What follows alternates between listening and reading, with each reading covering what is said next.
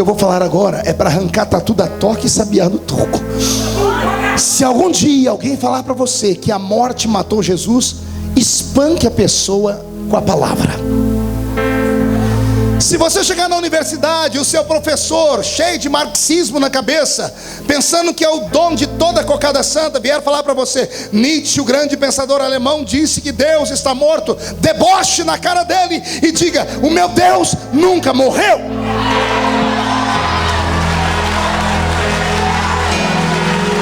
Deus que morre não é Deus.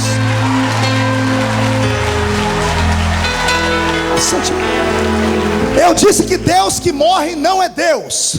Vou repetir: Deus que morre não é Deus. Calma aí, pastor, mas a Bíblia diz que Jesus morreu. Está pronto para a revelação? Jesus era o homem, mas ele não era só Jesus. A Bíblia faz questão de chamar ele de Jesus Cristo. Cristo não é sobrenome. A palavra Cristo significa o ungido. Yeshua é o nome da terra. Machia é o Messias que veio do céu. Jesus Cristo. Quando a morte chegou naquela cruz e viu Jesus agonizar, ela até que sorriu e tentou matar ele, mas era impossível. Pergunte por quê? Porque ele nunca pecou. O que eu vou falar agora é sério. Segura as palmas. Se Jesus não tivesse dado uma mãozinha, ele estaria pendurado na cruz até hoje. Como assim, pastor? Se Jesus não tivesse tomado a opinião, dissesse: eu vou morrer, ponto final, ele estaria pendurado na cruz até hoje, porque a lei não pode ser quebrada. O homem só morre porque peca. Deus disse a Adão: o dia que você me desobedecer, você vai morrer. Mas Jesus nunca pecou. Como ele nunca pecou, ele não pode morrer. A morte está proibida de tocar nele. Por isso Jesus está naquela cruz agonizando, e a morte não pode levar ele embora. Ela até tentou, mas quando ela parou na frente de Jesus, ela encontrou um problema. Pergunte qual? Ela encontrou Jesus por fora e o Cristo por dentro.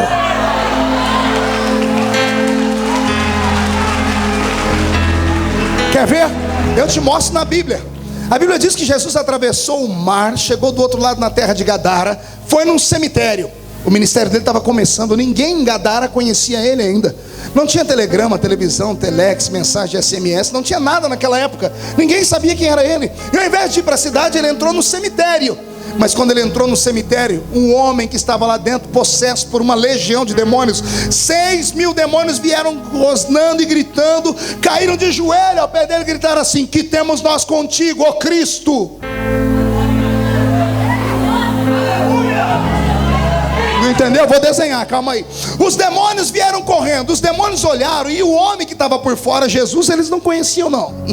Até então Jesus era desconhecido. Aquele cabelo castanho, aquele corpo de 1,75 m, 1,80 m, aquela barba, eles não conheciam. Por isso partiram para cima dele. Mas quando olharam bem de perto, não viram o Jesus, olharam dentro. E quando olharam dentro, viram o Cristo, o Deus eterno.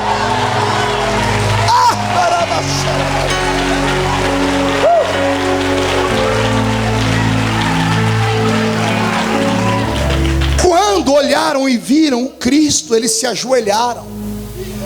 Demônios não se ajoelham para homens, demônios se ajoelham para Deus.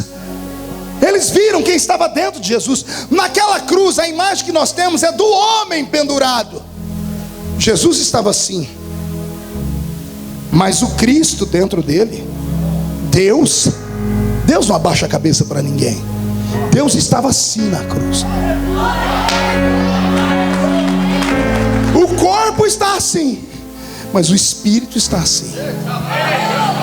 A morte chegou e disse: mais um para minha coleção. Quando ela preparou a foice dela, a foice da morte tem nome, chama-se aguilhão. Quando ela mirou o cordão de prata, que é o que segura o homem a este mundo, e ela bateu a foice quebrou. Pastor, o senhor é louco? É só ler a Bíblia. Paulo estava pregando em Corinto, capítulo 15. Ele estava pregando para a igreja lá fora a morte, só mandando recado para ele, dizendo assim: ó, depois eu te pego. Você vai morrer, baixinho. E ele aspirava ares de morte, porque era ameaçado em todo lugar que ia. O baixinho, quando foi sentir medo, ele olhou direito e enxergou a morte. Ao invés de ele fugir dela, ele começou a rir. E ele fez uma pregação para os coríntios dizendo assim: ó morte, ó morte, onde está, ó morte, a tua vitória? Onde está o teu aguilhão, ó morte? Travada foi a grande batalha na cruz, e a vitória foi do eterno Deus de Israel. A morte não tem mais uma foice, porque a morte não matou Jesus. Jesus foi o único homem que escolheu a hora e o momento de morrer. Antes de morrer, ele resolveu todos os problemas da vida. Ele olhou para o pai e disse: perdoa eles, porque eles não sabem o que fazem. Tudo bem, filho, eu perdoo. Ele olhou para baixo e disse: João, essa aí era minha mãe até agora, agora ela vai ser sua, cuida dela. Está resolvidas as coisas na terra. Tendo resolvido as coisas com os homens e com aqueles que ele amava, ele olhou para o céu e disse: Pai. Ele não disse morte, porque todos os homens que morreram até aquele dia, era a morte que levava o espírito deles. Jesus na cruz gritou: Pai, nas tuas mãos. Não é na sua mão, morte. Não é você que vai me levar. E ninguém me leva, eu me entrego. Nas tuas mãos eu entrego o meu espírito. E tendo dito isto, ele expirou. Expirar é como soprar. Quando Jesus fez isso, Jesus tombou na cruz. O espírito saiu. Quando o espírito saiu, antes de sumir, eu imagino que o Cristo saindo olhou para baixo e disse assim: Jesus, fica tranquilo, daqui 3 dias eu volto para te pegar. Daqui 3 dias eu volto para te ressuscitar. Faltar-me tempo para falar de tudo que aconteceu até o capítulo 2, até o capítulo 1 de Atos. Isso fica para uma outra vez. Mas no capítulo 1 de Atos, quando ele está sendo arrebatado ao céu, quando os anjos desceram e falaram: o que estás olhando? Do jeito que ele foi, um dia ele vai voltar. Quando a nuvem ocultou os discípulos, Jesus sumiu. E ele foi para um outro lugar. Alguém se lembra para onde ele foi? Não ouvi? Para o inferno? Para o planeta Júpiter? Para uma outra galáxia? Para onde ele foi? Tem medo de falar para onde ele foi? Para onde ele foi, igreja? Ele avisou em João 14: vou preparar-vos um lugar, e virei novamente, e vos levarei para mim mesmo, para que onde eu estiver, estejais vós também. Agora respire fundo, porque é o fechamento. Quando Jesus desapareceu da terra, ele foi para o céu. Como foi que ele entrou no céu? Por que eu pergunto? Porque João viu a cidade cercada por um muro. Todo muro, ele termina com um portão. Sim ou não? Senão não faz sentido ter um muro. Você precisa ter uma passagem de entrada. Quando Jesus saiu da terra, ele arrebatou aquele corpo dele, de carne e osso, e ele atravessou as regiões celestes com aquele corpo de carne e osso. E ele chegou na entrada do céu com aquele corpo de carne e osso. Ao entrar na porta do céu, ou na entrada do céu, o portão estava fechado. Pergunte por quê? Só espíritos entram no céu. E os espíritos malignos que caíram não entram lá dentro, porque outros espíritos, chamados anjos, cercam o céu para que o diabo e os demônios não entrem. Mas o portão estava fechado. E Jesus não foi em espírito para o céu. Ele foi com um corpo de carne e osso. Corpo ressuscitado. Corpo estranho, porque atravessa a parede e come peixe. Come peixe, atravessa a parede e voa. Come peixe, atravessa a parede e voa, e foi lá para cima. Chegou na porta do céu. Ele poderia ter atravessado o portão, mas não fez. Pergunte por quê? Porque o homem estava proibido de entrar no céu.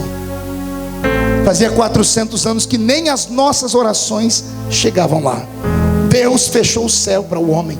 Mas agora Jesus está na porta do céu. Os anjos que guardam as regiões celestes observam aquela cena, não sabendo quem é ele direito, porque anjo não é onipresente nem onisciente. Eles vêm voando pensando que é um intruso, um espírito caído, mas quando chegam perto dele tomam um susto, porque eles veem as mãos furadas e lembram da história. E esses anjos começam a cantar o Salmo 24. Eles começam a cantar: levantai, ó portas, as vossas cabeças, levantai, ó portais eternos, para que entre o Rei da Glória. Os anjos que estão lá dentro do céu vêm voando, vêm correndo com a chave do portão na mão, vão colocando a chave no portão, olhando pelas gretinhas do portão, vendo aquele ser que ali está e perguntando: mas quem é este Rei da Glória?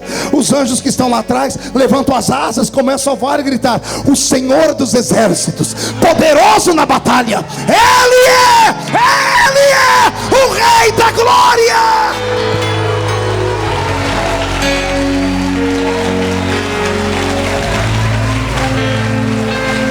Respire fundo, vou encerrar. O portão do céu se abre.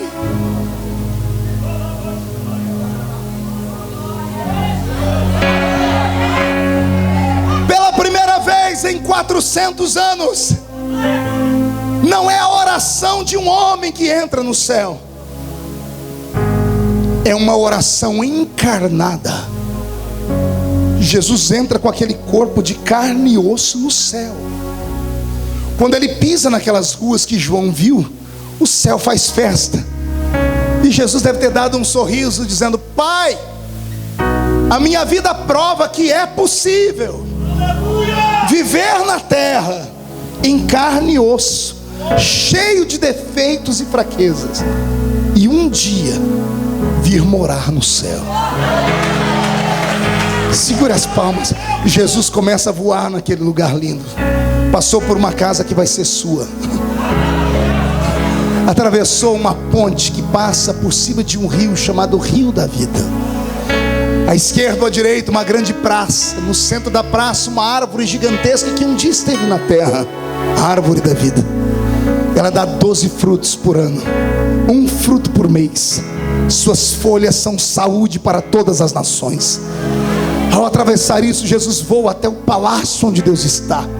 Ele atravessa o átrio, onde estão os anjos cantarolando. Atravessa o lugar santo, onde estão os querubins preparando com as suas espadas para o grande dia do arrebatamento. Atravessa o santo dos santos, e lá está o trono onde Deus está. Deus Pai está de pé para receber o Filho. Dá em Cristo Jesus um abraço e um beijo. Aponta o trono para Jesus sentar e diz: o trono é seu, porque todo poder te é dado no céu e na terra. Jesus, podendo sentar, não senta.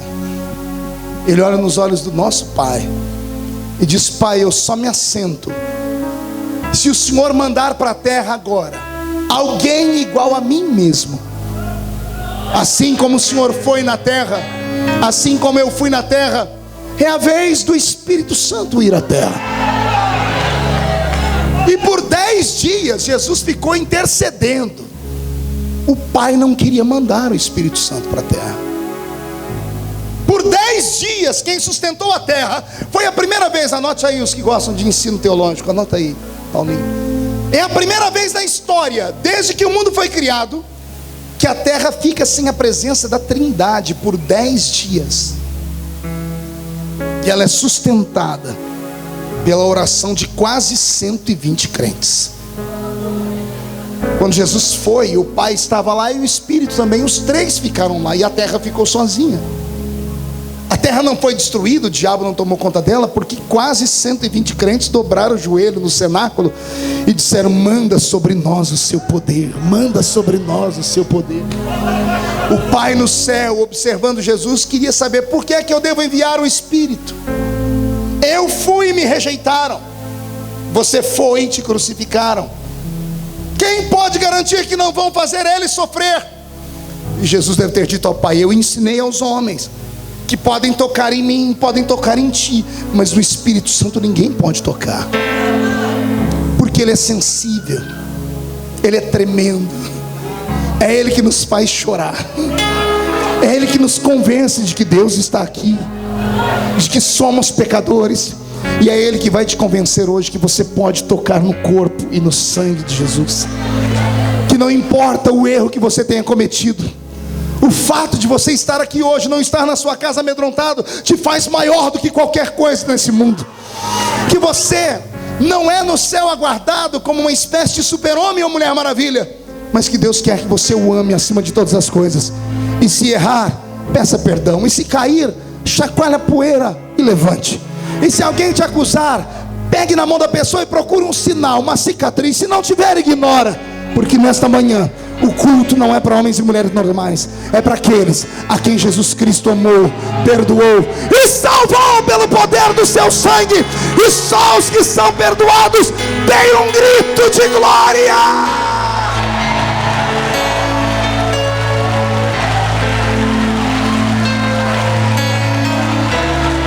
Todos de pé, pegue na mão de quem está do seu lado. Feche seus olhos. Eu vou fazer uma oração e já vou devolver o microfone à pastora. Comece a orar, comece a orar.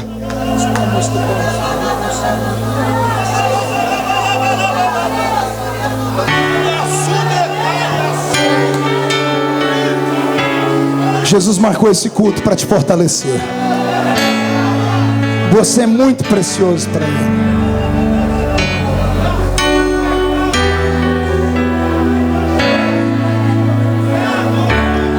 Não consigo ir além do teu olhar. Tudo que eu consigo é imaginar a riqueza que existe dentro de você. O ouro eu consigo só admirar, mas te olhando eu posso a Deus adorar. Sua alma é um bem que nunca envelhecerá. O pecado não consegue esconder a marca de Jesus que existe em você.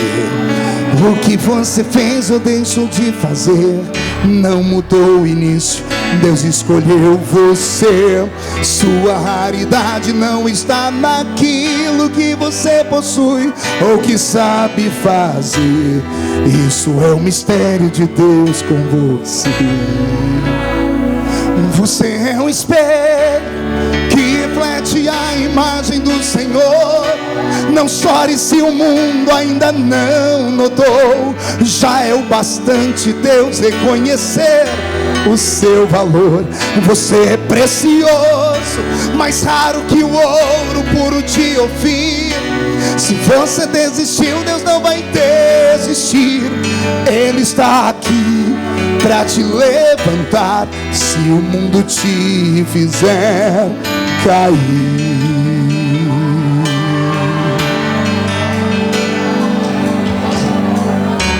O ouro eu consigo só admirar, mas te olhando eu posso a Deus adorar. Sua alma é um bem, cante, que nunca envelhecerá.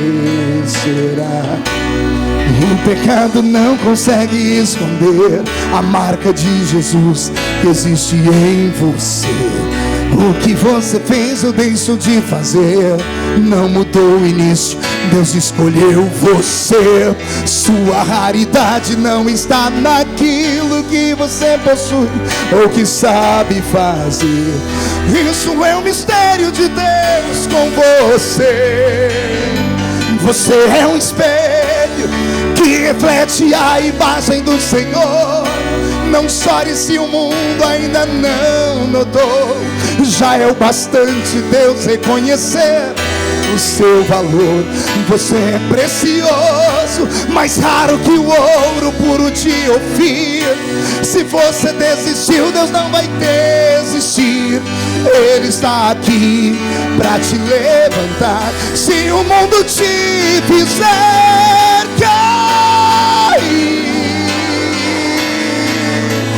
Recebe o perdão sobre os seus pecados essa manhã. Comece a adorar ao Senhor.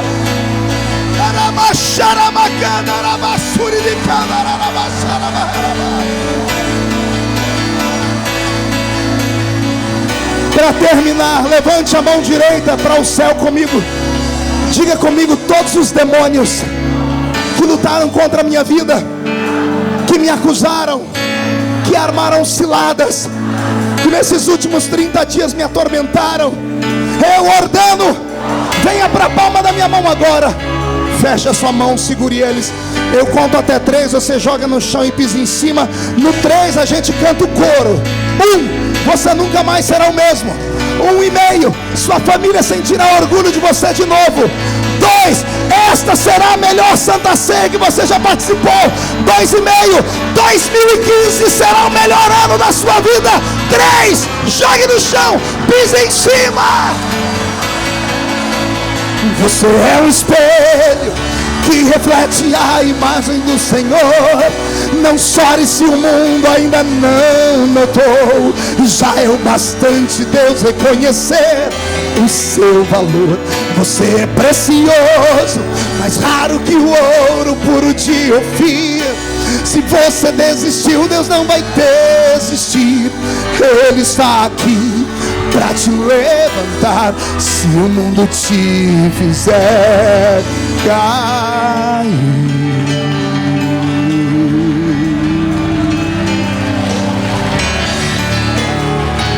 Aleluia!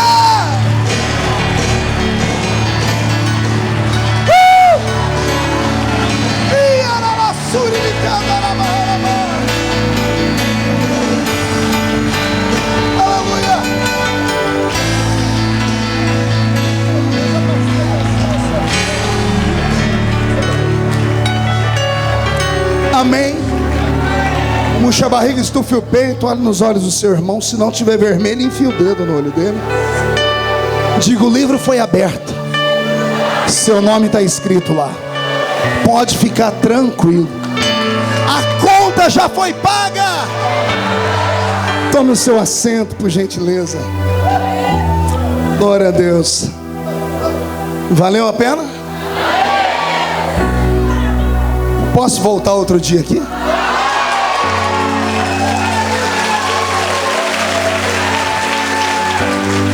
A pastora e o esposo dela que decidem. Eu estou aqui uma vez por mês lá no Jerônimo. O culto acaba todo domingo 10 da manhã. Aliás, 15 para as 10 eu já acabei.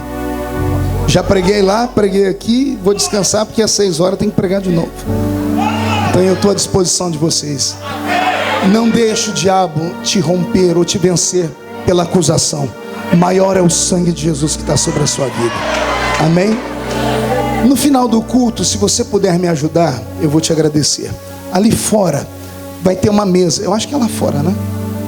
Na saída, né? Pastor Emilson está ali. Ali na saída tem uma mesa. E nessa mesa eu tenho alguns gravetos para você colocar na sua fogueira. A fogueira do seu coração. Eu tenho ali dias maus. Que dias são esses? Quando nós perdemos um filho, a esposa, o emprego, o trabalho. Quando contraímos uma doença incurável. Como sobreviver a uma tempestade como essa? Eu perdi um filho e Jesus me deu força e me deu essa mensagem que vai curar a sua alma. Eu tenho ali a última ceia, as últimas 12 horas de Jesus na terra. Como foram os últimos minutos? O que aconteceu na noite em que Judas traiu Jesus? É impossível ouvir essa mensagem e não ser atingido por uma emoção divina. Qual a diferença entre o poder de Deus e o poder do diabo? Isso aqui é uma resposta a um pastor aí da televisão, da televisão não, é da televisão sim. Ele fez um blog e ele colocou um culto pentecostal e um terreiro de macumba. E ele falou que o que acontece no terreiro de macumba acontece numa igreja pentecostal.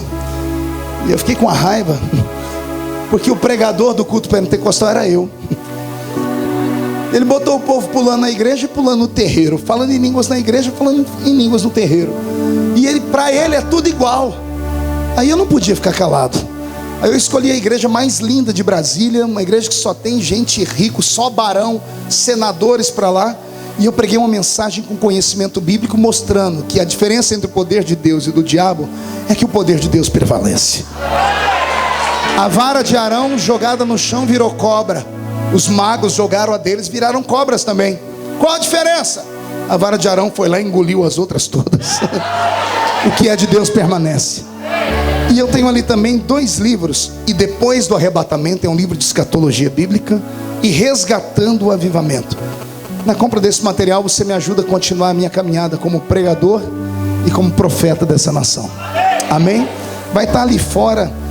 Pode comprar com cheque, dinheiro. Eu aceito até a sua sogra no negócio. É brincadeira.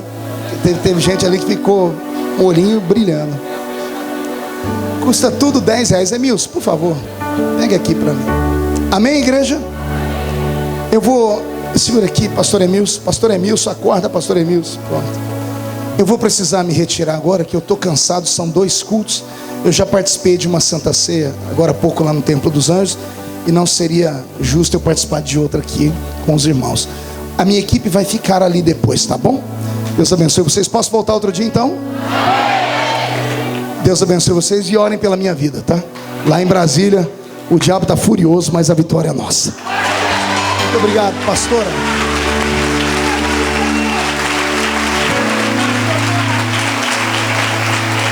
Aleluias. Vamos ficar de pé nessa comunhão tremenda.